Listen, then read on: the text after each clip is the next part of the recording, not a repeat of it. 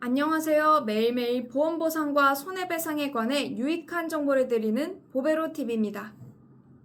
이번 시간은 1차재해 판정을 받고 보험금을 지급받은 후 장해 상태가 더 악화된 경우에 보험금의 청구권의 소멸시효에 관해 설명드리겠습니다.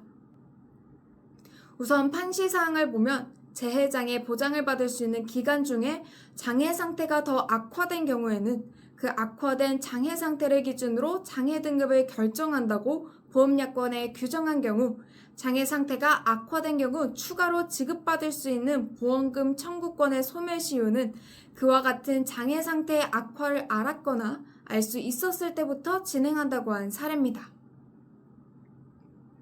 먼저 후유장애의 정의부터 살펴볼겠는데요. 장애라 함은 상해 또는 질병에 대해 치유된 후에 신체에 남아있는 영구적인 정신 또는 육체의 훼손 상태 및 기능 상실 상태로 표준 약관에서 정의하고 있고요. 다음으로 장애 지급률은 언제 확정되는지 알아보겠습니다.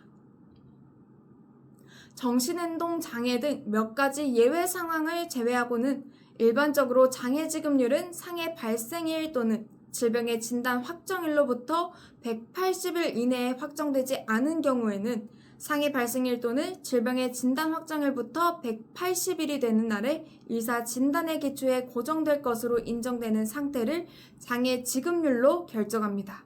장애 지급률이 결정됐으나 그 이후 보장받을 수 있는 기간에 장애 상태가 더 악화된 때는 그 악화된 장애 상태를 기준으로 장애 지급률을 결정합니다. 그럼 사실관계를 살펴보겠습니다.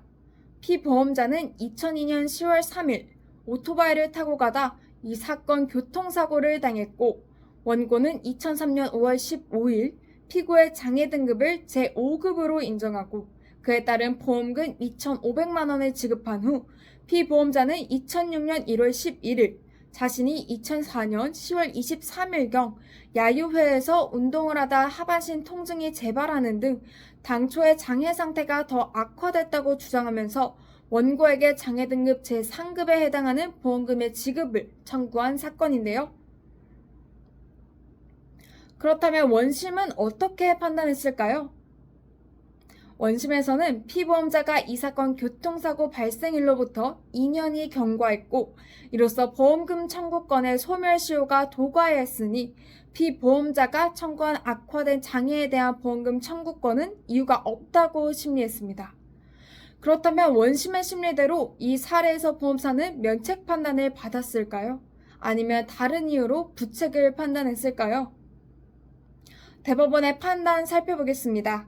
대법원은 약관의 규정에 비추어 보면 보험사고가 발생해 그 당시의 장애 상태에 따라 산정한 보험금을 지급받은 후 당초의 장애 상태가 악화된 경우 추가로 지급받을 수 있는 보험금 청구권의 소멸시효는 그와 같은 장애 상태의 악화를 알았거나 알 수 있었을 때부터 진행한다고 봐야 한다라고 판단했습니다.